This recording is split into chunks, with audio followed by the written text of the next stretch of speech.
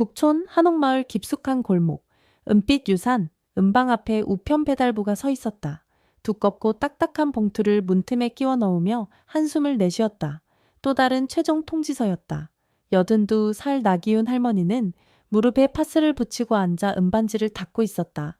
손가락 마디마다 관절염으로 튀어나온 뼈가 일그러져 있었고 돋보기 너머로 보이는 눈은 백내장으로 뿌옇게 흐려져 있었다. 할머니, 또 독촉장이에요. 35살 손자 나도현이 봉투를 들고 들어왔다. 얼굴에는 석 달째 면도하지 않은 수염이 거칠게 자라나 있었고 옷에서는 술 냄새가 났다. 패션 브랜드 도연 스타일이 망한 후 그는 하루 종일 소주병을 끼고 살았다. 9천만 원. 도연이 서류를 펼쳐보며 입맛을 다졌다. 한 달 안에 안 갚으면 여기 압류당해요. 기훈 할머니의 손이 멈췄다. 그럼 우리는 어디서 살지? 그러니까 제가 계속 말씀드리잖아요. 이 낡은 가게 빨리 팔고 전세방이라도 구해서 조용히 사시라고요. 이게 네 증조할아버지가 세우신 가게야. 3대째 내려온 게 뭐가 그렇게 자랑이에요? 도연이 소리를 높였다. 지금 빚더미에 앉아서 죽을 날만 기다리고 있는데요. 할머니는 대답하지 않았다. 단지 은반지를 더 세게 문질렀을 뿐이다. 반지에 새겨진 꽃무늬가 그녀의 거친 손에 닿아 거의 보이지 않을 정도였다. 이틀 후 도연은 술에 취한 채로 가게 뒤편을 정리하고 있었다. 어차피 팔 것이니 쓸데없는 물건들을 버리자는 심산이었다. 이런 낡은 액자들도 누가 사겠어. 그는 증조할아버지 사진이 걸린 벽을 바라보며 혀를 찼다. 액자를 내리는 순간 뒤쪽 벽에 이상한 틈이 보였다. 손으로 눌러보니 작은 나무판이 살짝 들어갔다. 뭐지? 몇 번 더 누르자 손바닥만한 서랍이 튀어나왔다. 먼지가 자욱하게 날렸다. 서랍 안에는 낡은 노트 한 권과 헝겊에 쌓인 조그만 상자가 들어있었다. 상자를 열어보니 검은 진주 몇 개가 어둠 속에서도 신비롭게 빛났다. 한국에서는 본 적 없는 크기와 광택이었다. 노트를 펼치자 증조 할아버지의 삐뚤빼뚤한 글씨가 나타났다. 1963년 12월 15일 밖간에 불이 완전히 꺼졌다. 임직이가 한 일이 완벽했다. 이제 이 땅은 완전히 내 것이다. 박혜숙이 마지막까지 진주 제조법을 알려주지 않으려 했다. 하지만 그녀 아들이 결국 입을 열었다. 불에 타는 어머니를 보고는 견딜 수 없었던 모양이다. 임직에게 5만 원을 더 줬다. 입을 다물고 있으라고. 그놈이 술에 취해서 떠들까봐 걱정이지만 어차피 누가 믿겠는가. 도연의 손이 떨렸다. 페이지를 넘기자 더 끔찍한 내용들이 이어졌다. 박간의 딸 박혜숙이 병원에서 죽었다고 들었다. 화상이 너무 심했다나. 아들 박민수는 정신이 나간 것 같다. 거리를 돌아다니면서 우리 가게가 불났다. 우리 어머니가 죽었다고 중얼거린다고 한다. 다행히 아무도 의심하지 않는다. 단순한 화재 사고로 처리됐다. 마지막 페이지에는 계약서 사본이 붙어 있었다. 박민수의 서명이 삐뚤빼뚤하게 적혀 있었다. 정신이 온전하지 않은 상태에서 억지로 쓴 것 같았다. 도연은 떨리는 손으로 노트를 들고 할머니에게 갔다. 할머니, 이게 뭐예요? 기훈 할머니는 노트를 보자 얼굴이 하얗게 질렸다. 에요, 어디서 찾았니? 증조 할아버지 사진 뒤에 숨겨져 있었어요. 이게 진짜예요? 우리 가게가 사람들을 죽이고 빼앗은 거예요? 할머니는 한참 동안 말이 없었다. 그러더니 바닥에 주저앉으며 중얼거렸다. 혜숙이가 그때. 누구예요? 혜숙이가? 내 어릴 때 친구야. 박혜숙. 우리 가게 맞은편에서 음방을 했어. 나보다 5살 많았지. 참 예쁘고 손재주 좋은 아이였는데. 할머니의 목소리가 떨렸다. 그날 밤 불이 났을 때 나는 10살이었어. 혜숙이가 불길 속에서 소리치는 걸 들었어. 그런데 어른들이 다가가지 말라고. 위험하다고. 소방서도 늦게 왓? 타임앱 존보지? 알고 계셨어요? 증조 할아버지가 한 짓을? 아니야. 할머니가 고개를 저었다. 몰랐어. 정말 몰랐다고. 그냥 사고인 줄로만. 도연이 무릎을 꿇고 할머니 앞에 앉았다. 할머니, 이 검은 진주들이 뭐예요? 그건 박간에만 만들 수 있었던 거야. 비법이 있었대. 일본에서 가져온 특별한 기술이라고. 할머니가 흐느끼기 시작했다. 그래서 우리 가게보다 손님이 더 많았어. 증조 할아버지가 늘 시기하셨지. 그날 밤 할머니와 도연은 한마디도 하지 않고 저녁을 먹었다. 도연은 검은 진주를 손에 굴리며 생각했다. 이것들을 팔면 빚을 갚고도 남을 것이다. 비법까지 알면 새로운 사업도 할 수 있다. 할머니, 응? 이거 써야 해요. 할머니가 수저를 놓았다. 뭐라고? 죽은 사람은 돌아오지 않아요. 박혜숙 씨도 이미 죽었고 그 아들도 아마 죽었을 거예요. 60년이 지났는데요. 우리가 지금 여기서 죽으면 그게 뭔 의미가 있어요? 도연아, 제가 왜 사업이 망했는지 알아요? 너무 순진했거든요. 세상이 얼마나 더러운지 몰랐어요. 그런데 증조 할아버지는 달랐네요. 살아남기 위해서 뭐든지 했어요. 할머니가 젓가락을 놓고 도연을 바라봤다. 그럼 너도 증조 할아버지처럼 되겠다는 거니? 적어도 거리에서 굶어 죽지는 않겠어요. 그 돈으로 뭘 하든 행복하지 않을 거야. 행복? 도연이 웃었다. 지금 행복해요? 매일 독촉장 받고 무릎 아프다고 신음하면서? 할머니는 대답하지 않았다. 다음 날, 할머니는 도연을 흔들어 깨웠다. 일어나라. 찾아야 해. 뭘요? 바깥 사람들, 살아있는지 확인해야 해. 도연은 이불을 뒤집어쓰며 짜증을 냈다. 왜요? 없으면 없는 대로 좋은 거 아니에요? 일어나라고! 할머니의 목소리에는 지난 이틀 동안 볼 수 없었던 힘이 있었다. 결국 도연은 마지못해 일어나서 인터넷으로 검색을 시작했다. 박혜숙, 박민수, 1963년 화재. 하지만 기록은 거의 없었다. 옛날 주민등록부나 호적등본을 봐야 할 것 같은데요. 어떻게? 동사무소에 가봐야죠. 할머니는 무릎이 아팠지만 도연과 함께 동사무소로 갔다. 나이가 많은 직원에게 사정을 얘기하니 1960년대 기록을 뒤져봐 주었다. 박민수 씨, 있네요. 1965년에 부산으로 이주했다고 되어 있어요. 가족 관계는, 여기 1927년에 결혼신고가 있네요. 부인 이름이 김순자 씨. 자식들은요? 딸 하나 있어요. 박지은, 1968년생이니까 지금 오이시 5세 정도겠네요. 주소를 알아낸 후 할머니와 도연은 기차를 타고 부산으로 갔다. 부산 감천동의 낡은 주택가. 박지은의 집은 비탈길 끝에 있는 작은 슬레이트 집이었다. 대문 앞에 서서 할머니는 한참을 망설였다. 할머니, 들어가요. 문을 두드리자 50대 후반의 여자가 나왔다. 얼굴에 주름이 깊게 패여 있고 손은 빨래와 청소로 거칠어져 있었다. 누구세요? 저 서울에서 왔는데요. 박혜숙 씨와 관련된 얘기가 있어서. 박지은의 얼굴이 굳어졌다. 우리 할머니 얘기요? 무슨 일이세요? 할머니가 떨리는 목소리로 말했다. 제가 나기윤입니다. 북촌에서 음방을 하는. 박지은이 문을 닫으려 했다. 저희 할머니 얘기는 하지 마세요. 그분은 불에 타서 돌아가셨어요. 잠깐만요. 도연이 문을 막았다.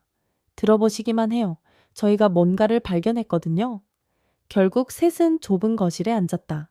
박지은의 남편은 공장에 나가고 없었고 고등학생 아들은 학교에 가 있었다. 할머니가 노트를 꺼내자 박지은이 놀라며 뒤로 물러섰다.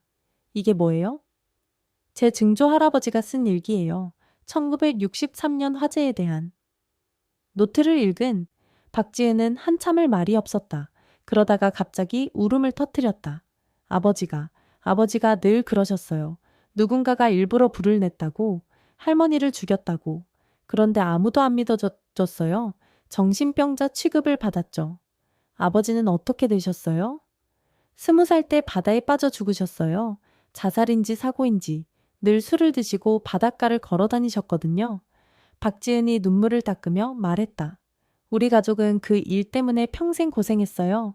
아버지는 일도 제대로 못하시고 어머니는 빨래품을 받아서 우리를 키웠어요. 저도 중학교밖에 못 나왔어요. 도연이 조심스럽게 입을 열었다. 지은 씨, 저희가 보상을 하고 싶어요. 보상이요? 이 검은 진주들과 제조법을 함께 사용해서 사업을 해요. 수익을 나눠가지고요. 박지은이 고개를 저었다. 아니에요. 저는 그런 거 몰라요. 배우면 되죠. 원래 박가의 기술이었잖아요. 싫어요.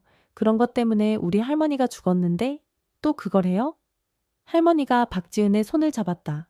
지은아, 미안하다. 정말 미안해. 내가 어릴 때부터 알고 있었으면 뭐 달라졌겠어요? 어른들 하는 일에 애가 뭘 할 수 있어요? 박지은이 한숨을 쉬었다. 그냥 가세요. 이제 알았으니까 됐어요. 하지만 도연은 포기하지 않았다. 지은 씨 아들 대학 보낼 생각은 없어요? 박지은의 표정이 달라졌다. 그걸 왜? 우리 같이 일하면 아들 교육비 정도는 충분히 벌 수 있어요. 그리고 이 집도 더 좋은 곳으로 이사 갈 수 있고요. 저는 생각해 보세요. 박가의 기술이 다시 빛을 보는 거예요. 할머니도 천국에서 기뻐하실 거예요. 박지은이 망설였다. 한 달 후, 박지은은 가족과 함께 서울로 올라왔다. 북촌 근처에 작은 전셋집을 구했. 팀의 통익, 두미에옥, 음방 한쪽에서 검은 진주를 만드는 작업을 시작했다. 처음에는 서툴렀지만 박지은은 할머니로부터 들은 이야기들을 하나씩 떠올리며 기술을 복원해 나갔다. 할머니가 말씀하시기론 온도가 중요하다고 하셨어요. 너무 뜨거우면 진주가 깨지고 너무 차가우면 색이 안 나온다고. 도연은 인터넷과 SNS를 통해 마케팅을 했다. 복원된 전통 기법의 검은 진주라는 슬로건이 젊은 고객들에게 어필했다. 매출이 조금씩 늘기 시작했다. 하지만 일이 순조롭게만 흘러가지는 않았다. 박지은의 남편 김철수가 술을 마시고 와서 소리를 질렀다. 야, 우리가 여기서 뭐 하는 거야? 우리 아내가 왜 남의 가게에서 일해야 돼? 형님, 같이 하는 거예요. 동업이고요. 동업? 개소리 하지 마. 니들이 우리 할머니 죽인 것 때문에 미안해서 신용만 하는 거지. 술 냄새를 풍기며 철수가 도연을 밀쳤다. 형님, 진정하세요. 진정하라고? 60년 동안 우리 가족이 고생한 거 아냐? 이제 와서 검은 진주 몇 개로 퉁치면 끝이야? 박지은이 남편을 말렸다. 당신, 그만해요. 야, 지은아, 정신 차려. 저 새끼들이 우리를 이용하는 거라고. 철수는 작업대 위에 진주들을 바닥에 던졌다. 검은 진주들이 여기저기 굴러다녔다. 형님, 도연이 일어서자 철수가 주먹을 들었다. 뭐? 나이 처먹은 거 봐서 참고 있는데 더 할래? 그때 기운 할머니가 나타났다. 그만하세요. 할머니는 들어가세요.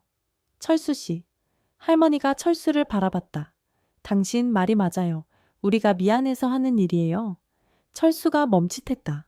그런데 그게 뭐가 나쁜가요? 미안하면 안 되나요?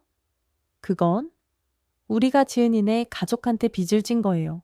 평생 갚아도 오도 못 갚을 빚. 그래서 이렇게라도 하는 거고요. 할머니의 목소리는 차분했다. 당신이 화내는 것도 이해해요. 가족을 생각하는 마음이니까.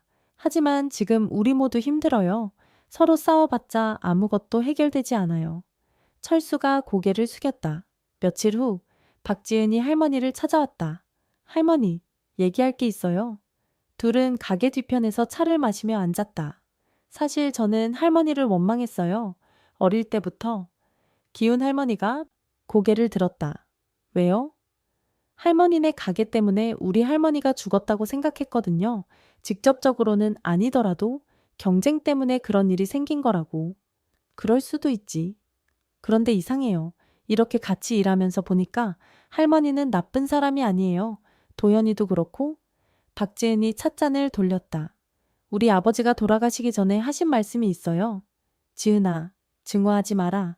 증오는 죽은 사람을 살리지 못한다. 너만 괴롭게 할 뿐이다라고. 지혜로운 분이셨네. 그런데 저는 그때 이해하지 못했어요. 왜 증오하지 말라고 하시는지. 분명히 누군가가 우리를 망쳤는데. 박지은이 눈물을 닦았다. 이제 알 것 같아요. 아버지가 뭘 말씀하고 싶으셨는지. 한 달 더 지나고 가게에는 제법 손님들이 찾아오기 시작했다. 검은 진주로 만든 목걸이와 반지가 인기를 끌었다. 어느 날 오후 도연이 정리를 하다가 또 다른 서랍을 발견했다.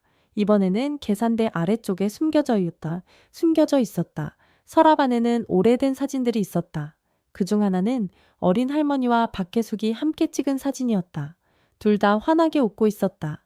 사진 뒤에 쓰여진 글씨, 혜숙이와 기훈이, 1953년 여름. 또 다른 사진에는 두 가게의 어른들이 함께 있었다. 증조할아버지와 박혜숙의 아버지가 술을 마시며 웃고 있는 모습이었다. 이상하네? 도연은 사진을 들고 할머니에게 갔다. 할머니, 이 사진 봐세요. 할머니는 사진을 보자 깜짝 놀랐다. 어디서 찾았니? 계산대 밑에서요. 증조 할아버지가 박혜숙 할아버지랑 친했던 것 같은데요. 기훈 할머니는 한참을 사진을 바라봤다. 그래, 원래는 친해야 했어. 아주 친했지. 그런데 왜? 돈 때문이야. 항상 돈 때문이지.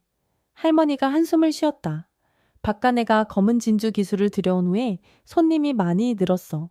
우리 가게는 점점 문을 닫게 생겼고 증조 할아버지가 그걸 견디지 못하셨던 거야. 그래서 불을 낸 거예요? 아니야. 처음에는 그냥 기술을 배우려고 하셨어. 박혜숙 씨한테 부탁도 하고. 할머니의 목소리가 작아졌다. 하지만 박혜숙 씨가 거절했어. 가문의 비밀이라면서. 그때부터 증조 할아버지가 이상해지기 시작하셨어. 그날 밤 박지은도 집에서 오래된 상자를 뒤지고 있었다. 아버지의 유품들이었다. 상자 맨 밑에서 낡은 편지 한 통을 발견했다. 아버지의 글씨였다. 내 딸 지은에게 내가 죽으면 이 편지를 읽어라. 편지를 펼치자 떨리는 글씨로 쓰인 내용이 나타났다. 지은아, 아버지는 평생 거짓말을 하고 살았다. 나기훈 할아버지가 우리 집에 불을 냈다고 했지만 사실은 다르다. 박지은의 심장이 뛰었. 그날 밤 어머니는 내게 검은 진주 만드는 법을 알려주려고 했다. 하지만 나는 거절했다. 그 기술로 돈을 벌고 싶지 않았거든. 그래서 어머니가 화를 내셨다. 우리가 싸우는 동안 화로가 넘어졌다. 바람이 불어서 불이 금세 번졌다. 어머니는 나를 먼저 밖으로 내보내고 혼자서 물건들을 챙기려고 하셨다. 그때 천장이 무너졌다. 박지은이 손으로 입을 막았다. 나는 그 일이 내 잘못이라는 걸 알고 있었다. 하지만 차마 사람들에게 말할 수 없었다. 그래서 누군가 일부러 불을 냈다고 거짓말을 했다. 그게 더 견디기 쉬웠거든. 미안하다. 지은. 아버지가 평생 거짓말쟁이였다. 박지은은 떨리는 손으로 편지를 들고 음방으로 달려갔다. 이미 밤 10시가 넘었지만 불이 켜져 있었다. 할머니, 도연 씨. 둘은 늦은 시간까지 작업을 하고 있었다. 지은이, 왜 이렇게 늦게? 박지은이 편지를 내밀었다. 이거 읽어보세요. 기훈 할머니와 도연이 편지를 읽는 동안 박지은은 벽에 기대어 서 있었다. 눈물이 흘러내렸지만 닿지 않았다. 이게 진짜예요? 도연이 물었다. 아버지가 돌아가시기 전에 쓰신 거예요. 저한테 남긴 마지막 편지. 기훈 할머니가 편지를 내려놓으며 말했다. 그럼 우리 증조 할아버지는 억울하게 죽으신 거죠? 박지은이 말했다. 그리고 저희 아버지는 평생 그 거짓말 때문에 고생하셨고, 팀? 셋은 한참 동안 아무 말도 하지 않았다. 도연이 먼저 입을 열었다. 그러면 우리가 지금까지 한 게 뭐예요? 잘못된 죄책감으로 시작된 일이지. 할머니가 말했다.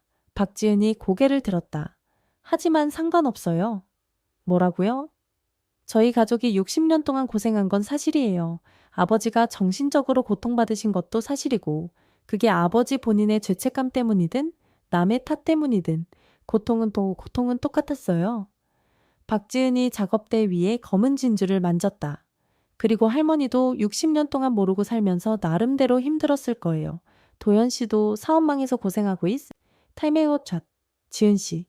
우리 모두 피해자예요. 진짜 나쁜 사람은 따로 없어요. 그냥 불운이었던 거죠.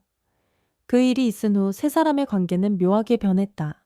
죄책감이나 의무감이 아니라 진짜 동업자가 된 기분이었다. 하지만 현실은 여전히 어려웠다. 매출은 조금씩 늘고 있었지만 음방의 월세와 생활비를 감당하기에는 부족했다. 이대로는 안 되겠어요. 도연이 계산기를 두드리며 말했다. 한 달에 300만 원 정도 적자예요. 박지은이 한숨을 쉬었다. 그러면 어떻게 해요? 온라인 판매를 늘려야 해요. 그리고 도연이 망설였어. 템의 종이에서 좀 더 저렴한 재료도 써야 할 것 같아요. 저렴한 재료요? 검은 진주 전부를 진짜로 만들 필요는 없잖아요. 일부는 인조 진주를 써서 가격을 낮추고. 박지은이 고개를 저었다. 그건 안 돼요. 속이는 거잖아요. 속이는 게 아니라 등급을 나누는 거예요. 프리미엄 라인은 진짜 검은 진주로, 일반 라인은 인조로. 그래도 기훈 할머니가 끼어들었다. 지은이 말이 맞아. 속이면 안 되지. 그럼 어떻게 해요? 이대로는 3개월도 못 버텨요. 그때 박지은의 아들 준호가 가게에 들어왔다. 고등학교 3학년인 준호는 요즘 대학 입시 때문에 스트레스가 많았다. 엄마, 집에 안 와요? 아, 준호야? 잠깐만. 준호가 작업대를 둘러보더니 말했다. 엄마, 이거 인스타그램에 올려봤어요? 인스타그램? 요즘 젊은 사람들이 다 인스타그램 보거든요. 특히 액세서리 같은 건. 도연이 관심을 보였다. 준호야, 더 자세히 말해봐. 준호는 스마트폰을 꺼내서 인스타그램을 열었다. 봐요. 여기 액세서리 계정들이 팔로워가 몇만 명씩 있어. 타임통. 사진만 예쁘게 찍어서 올리면 주문이 막 들어와요. 정말? 네. 그런데 우리 가게는 사진이 너무 구식이에요. 할머니들이 좋아할 만한 스타일로만 찍었어요. 준호가 몇 장의 사진을 보여줬다. 이런 식으로 찍어야 해요. 배경도 깔끔하게 하고, 조명도 밝게 하고. 도연이 고개를 끄덕였다. 맞네. 내가 너무 전통적으로만 생각했나 봐. 그리고 스토리도 중요해요. 그냥 검은 진주 목걸이라고 하지 말고 60년 전통의 비밀 기법으로 만든 검은 진주라고 하면 더 관심 끌 거예요. 박지은이 걱정스럽게 말했다. 그런데 거짓말은 안 되잖? 거짓말이 아니라 마케팅이에요. 실제로 60년 전통이 맞잖아요. 준호가 몇 장 사진을 찍어서 올렸다. 그리고 해시태그를 달았다. 전통공예, 검은 진주, 두물 수제 액세서리, 북촌한옥마을, 가족기업 일주일 후 인스타그램 계정의 팔로워가 500명을 넘었다. 그리고 주문이 들어오기 시작했다. 첫 번째 주문은 20대 직장 여성이었다. 검은 진주 귀걸이를 주문했다. 정말 수제로 만드는 거예요? 전화로 문의가 왔다. 네, 전통 기법으로 직접 만들어요. 박지은이 대답했다. 와, 대박. 친구들한테도 알려줄게요. 두 번째 최애 번째 주 타임 콘티 우미. 세 번째 주문이 연달아 들어왔다. 한 달 후에는 하루에 10개씩 주문이 들어왔다. 세 사람은 새벽까지 작업해야 했다. 이럴 줄 알았으면 진작에 했을걸. 도연이 말했다. 하지만 문제도 생겼다. 주문량이 늘어나면서 품질을 유지하기 어려워진 것이다. 엄마, 이거 색깔이 이상해요. 준호가 방금 완성된 반지를 보며 말했다. 박지은이 확인해 보니 검은 진주의 광택이 균일하지 않았다. 너무 급하게 만들어서 그래. 온도 조절을 제대로 못했나 봐. 그럼 어떻게 해요? 다시 만들어야 해요? 그럴 수밖에 없지. 결국 그 주문은 하루 늦게 배송됐다. 고객이 불만을 표시했다. 배송이 늦었어요. 언제 받을 수 있을지도 모르겠고, 이런 일이 몇 번 반복되자 리뷰에 부정적인 댓글들이 달리기 시작했다. 이렇게는 안 되겠어요. 박지은이 말했다. 주문을 좀 줄여야 할 것 같아요. 줄인다고요? 도연이 반대했다. 지금 한 달에 1,000만 원씩 벌고 있는데요. 그래도 품질이 떨어지면 결국 망해요. 그럼 사람을 더 뽑아요. 누구를요? 검은 진주 만들 줄 아는 사람이 어디 있어요? 가르쳐주면 되잖아요. 박지은이 고개를 저었다. 쉽지 않아요. 저도 아직 완전히 익히지 못했는걸요. 기훈 할머니가 끼어들었다. 둘 다 맞는 말이야. 돈도 중요하고 품질도 중요하고. 그럼 어떻게 해요? 천천히 가자.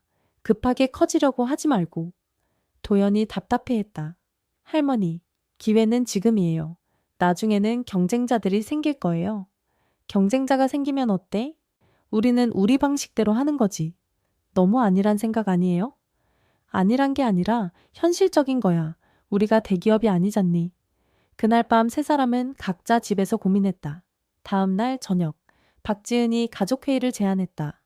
우리 앞으로 어떻게 할지 정확히 정해야 할 것 같아요. 김철수도 참석했다. 요즘에는 술을 덜 마시고 가게 일도 가끔 도와주고 있었다. 내 생각에는 지금이 적당한 것 같은데 철수가 말했다. 너무 크게 키우려고 하지 말고. 아빠 말이 맞아요. 준호가 동의했다. 인스타그램 보니까 비슷한 가게들이 벌써 몇 개 생겼어요. 그럼 우리는 뭘로 차별화해요? 도연이 물었다. 스토리요. 박지은이 말했다. 진짜 전통, 진짜 수제. 그리고 박지은이 잠시 망설였다. 정직함이요. 정직함? 네, 우리가 겪은 일들, 할머니들의 이야기, 그런 걸 솔직하게 얘기하는 거예요. 도연이 의아했다. 그런 걸 왜 얘기해요? 안 좋은 얘기도 있는데 그래서 더 진짜 같은 거죠. 완벽한 가족 이야기는 뻔해요. 기훈 할머니가 고개를 끄덕였다. 지은이 말이 맞네. 사람들이 요즘 그런 걸 좋아한다더라. 박지은과 준호는 인스타그램에 새로운 포스트를 올렸다. 저희 검은 진주에는 60년의 아픈 역사가 있습니다. 1963년 화재로 할머니를 잃은 가족과 그 일에 대한 오해로 고통받은 가족이 만나서 시작된 이야기입니다.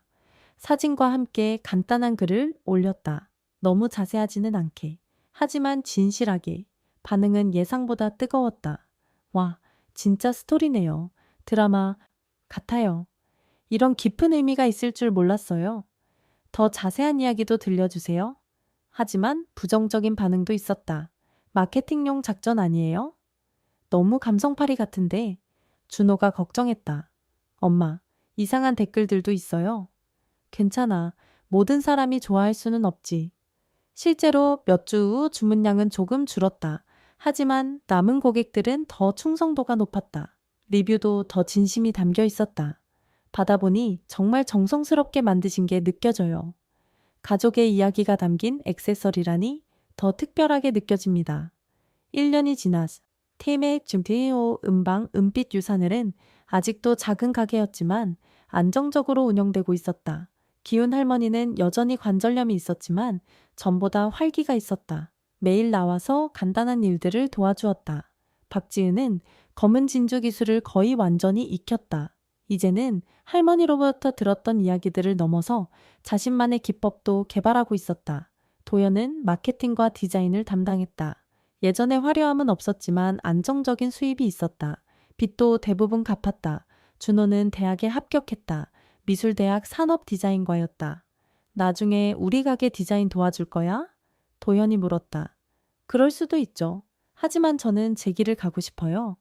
그래, 그게 맞지. 어느 겨울날 저녁, 4명이 가게에서 차를 마시고 있었다. 요즘 새로운 고객이 계속 늘고 있어요. 박지은이 말했다. 그래? 어떤 사람들? 사소 50대 분들이 많아요. 인스타그램 보고 오시는데 자기들도 비슷한 가족 이야기가 있다고 하시면서. 사람들이 다 그런 이야기 하나씩은 있나 보네. 기훈 할머니가 창밖을 바라보며 말했다. 그런 것 같아. 어느 집이든 아픈 기억 하나씩은 있지. 그래서 우리 이야기에 공감하는 거겠죠? 도연이 검은 진주 목걸이를 들여다보며 말했다. 이상해요. 예전에는 이런 거 만지면은 죄책감이 들었는데 지금은 그냥 예뻐 보여요. 당연하지. 이제는 정당하게 번 거니까. 박지은이 웃었다. 정당하게요? 우리 처음에 출발이 잘못됐었잖아요. 출발은 잘못됐을지 몰라도 지금은 맞게 가고 있잖아. 에필로그. 겨울의 끝. 다음 해 봄. 가게 앞에 작은 화분을 놓았다. 박지은이 가져온 것이었다. 뭘 심었어요? 진달래요. 우리 할머니가 좋아하셨던 꽃이에요. 꽃이 피는 데는 시간이 걸렸다. 하지만 결국 작고 예쁜 분홍색 꽃들이 피었다. 예쁘네. 네, 할머니도 좋아하실 거예요. 기훈 할머니가 화분을 어루만지며 말했다. 해숙이도 좋아할 거야. 그날 저녁, 4사람은 각자 집으로 돌아갔다. 내일도 가게에서 만날 것이 타임을 첩투스했던 모레도 만날 것이다. 완벽하지 않은 하루하루를 살아가면서 완벽하지 않은 과거를 안고 가면서 하지만 그것으로 충분했다. 북촌 골목에 밤이 내렸다. 가게 문에 걸린 작은 등불이 어둠 속에서 조용히 빛나고 있었다. 아무도 보지 않는 곳에서 아무도 알지 못하는 이야기를 품고 그렇게 삶은 계속되었다.